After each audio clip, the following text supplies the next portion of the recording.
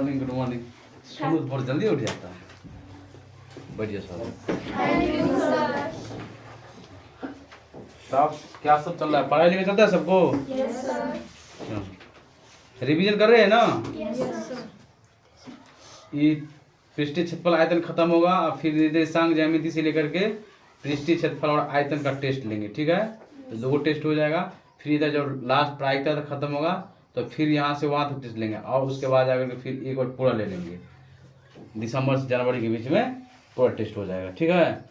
इसलिए रिवीजन करते रहो। टेस्ट का टाइम ज़्यादा नहीं देंगे, मुश्किल से 5 दिन, एक सप्ताह बहुत हो गया। इसलिए रिवीजन करते रहो। जितना रिवीजन होगा टेस्ट कभी भी होगा उसमें अच्छा कर जाएगा, ठीक है? तो हम लोग क्या पढ़ रहे थे? पृष्ठीय क्षेत्रफल और आयतन का 13.3 पृष्ठीय क्षेत्रफल आयतन लास्ट एक्सरसाइज है। पहला क्वेश्चन इसके बाद और है? अच्छा हाँ, इसका मतलब को किताब देख। चलो देखो, पहला क्वेश्चन हो गया था। Yes sir. अब कौन सा प्रश्न करने वाले हैं? दूसरा सवाल थोड़ा पढ़ो तो। दूसरा नंबर सवाल पढ़ो सब आदमी। 6 सेंटीमीटर 8 सेंटीमीटर और 10 सेंटीमीटर। तू बुक लाया? तू बुक खरीदा? कहाँ गए पापा पापा तुम्हारे बहाने खाली बनाते हैं।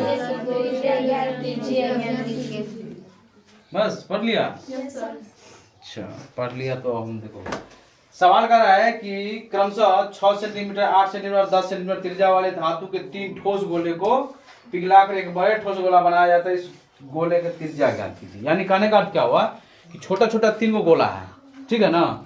जिसका पहला का त्रिज्या 6, दूसरा का 8 और तीसरा का 10 सेंटीमीटर। तीनों गोला को पिघला करके एक बड़ा गोला, स्वाभाविक बात है 3 गो गोला को एक ठमन करेंगे तो बड़ा गोला नहीं बनेगा।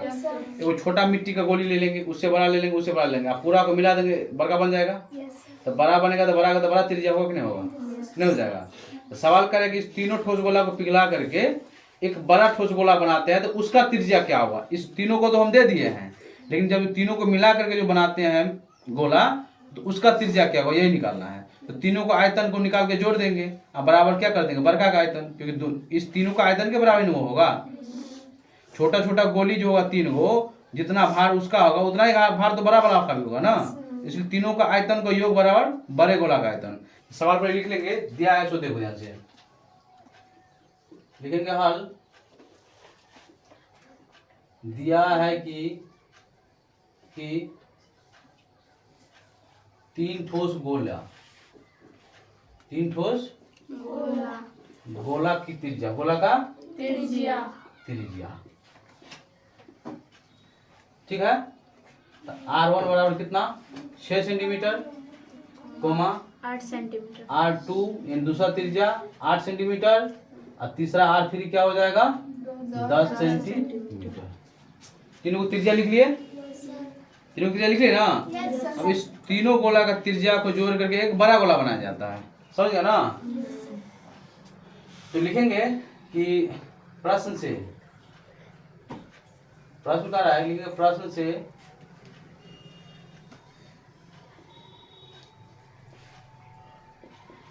तीनों ठोस गोला को पिघलाकर, यही ना, पिघलाकर एक बड़ा गोला बनाया जाता है, बनाया जाता है। समझ आया? तो लिखेंगे इसीलिए 3 ठोस गोला का आयतनों का योग बराबर क्या हो जाएगा? क्या हो जाएगा? बड़े गोला का आयतन, बड़े गोला का आयतन। किसको दिक्कत? 3 गो छोटा छोटा गोला है, उसको पिघला करके क्या किया जाता है? बड़ा गोला बनाया जाता है। तो देखो जरा ध्यान से, तो एगो छोटा गोला ये हो गया, इससे बड़ा ये हो गया, इससे बड़ा ये हो गया और इसको सबसे बड़ा बना दिया, यही ना? ये गोला है, इसको सबसे बड़ा गोला बना। समझ आया कि नहीं आया? इसका त्रिज्या दिया है कितना? R बराबर 6। इसका R कितना दिया है? R बराबर 8 और इसका आर कितना दिया है 10। R1 हो गया, R2 हो गया, ये 3 हो गया। और इसको त्रिज्या हम क्या करेंगे, बड़ा आर मान लेंगे। समझ में आया कि नहीं आया? समझ में आया?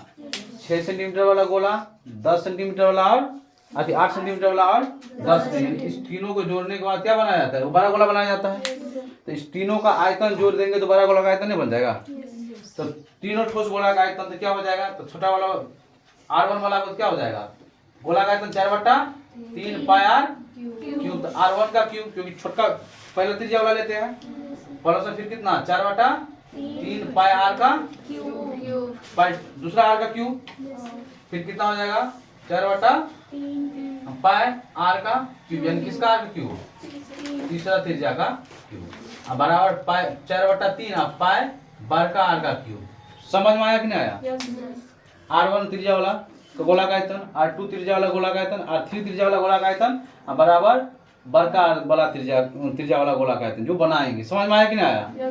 तो अब इसमें कॉमन जो लेंगे, कॉमन ले लेना है। तो कॉमन क्या लेंगे, तो 4/3 कॉमन ले लेंगे और पाई कॉमन लेंगे। R तो सबका अलग अलग है, इसलिए R कॉमन लेना नहीं है। तो हो जाएगा R1 का क्यूब प्लस में R2 का क्यूब प्लस में R3 का क्यूब हो जाएगा। क्या हो जाएगा, R3 का क्यूब हो जाएगा। अब बराबर 4/3 अब पाए अब बार का आर का क्यूब। किसी को दिक्कत?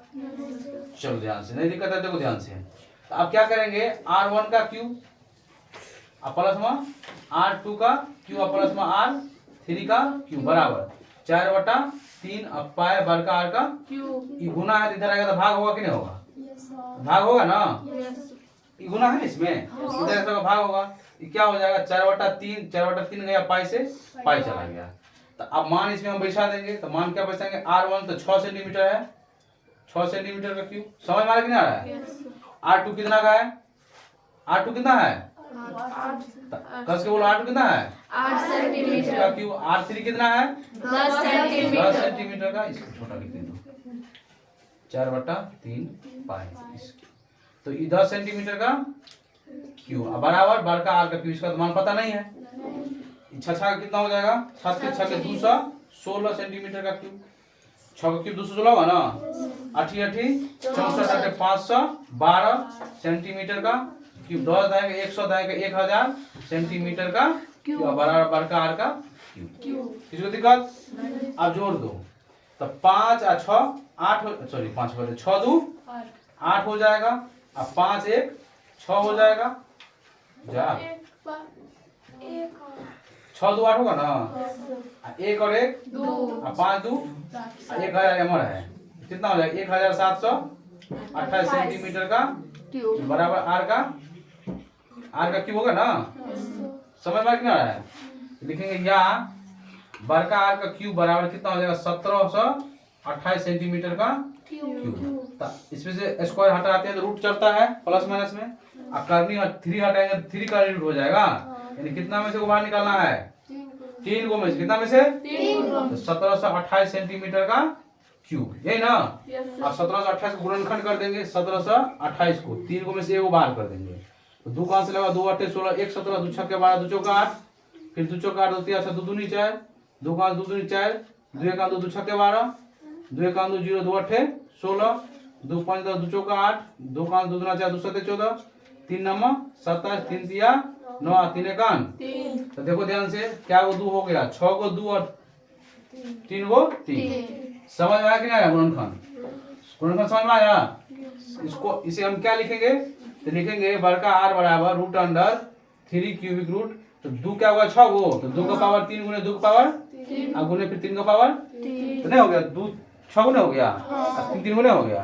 तो क्या में से को बाहर निकालेंगे, एगो 2 निकलेगा फिर 2 निकलेगा इधर फिर 3 निकलेगा। सेंटीमीटर का क्या है क्यूब, एगो सेंटीमीटर निकल जाएगा, तो 2 दूना 4 दिया 12 सेंटीमीटर लिखेंगे। इसीलिए बड़े गोला का आयतन क्या निकल गया, बड़े गोला का क्या निकला है, आयतन निकला है, त्रिज्या निकला है, त्रिज्या निकला है। बड़े गोला का त्रिज्या क्या हो जाएगा, बार का आर बराबर 12 सेंटीमीटर, यही निकालना था। समझ में आया सबको कि नहीं? तीनों गोला का जोड़ दिए, क्या क्या दिया था 6 सेंटीमीटर 8 सेंटीमीटर और 10 सेंटीमीटर का 3 को गोला दिया था। कह रहा था इसे तीनों को पिघला करके एगो बड़ा गोला बनाएंगे। जब ये बड़ा गोला बनाएंगे उसका त्रिज्या ही बड़ा बनेगा।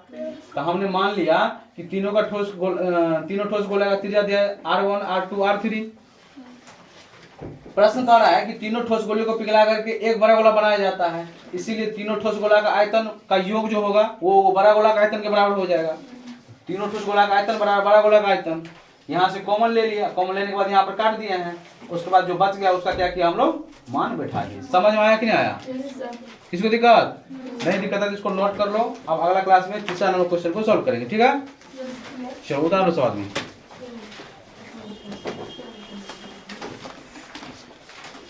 पीछे से समझी सवाल, समझी पीछे जिसको दिक्कत है वो बोलना चाहिए ना, जिसको दिक्कत है वो बोलो, नहीं हो तो घर पे रिवीजन करके बाद में पूछना, ठीक है? अब वीडियो लोड हो जाएगा तो फिर इसको दोबारा तिबारा जितना बार भी देखना देख लेना, ठीक है?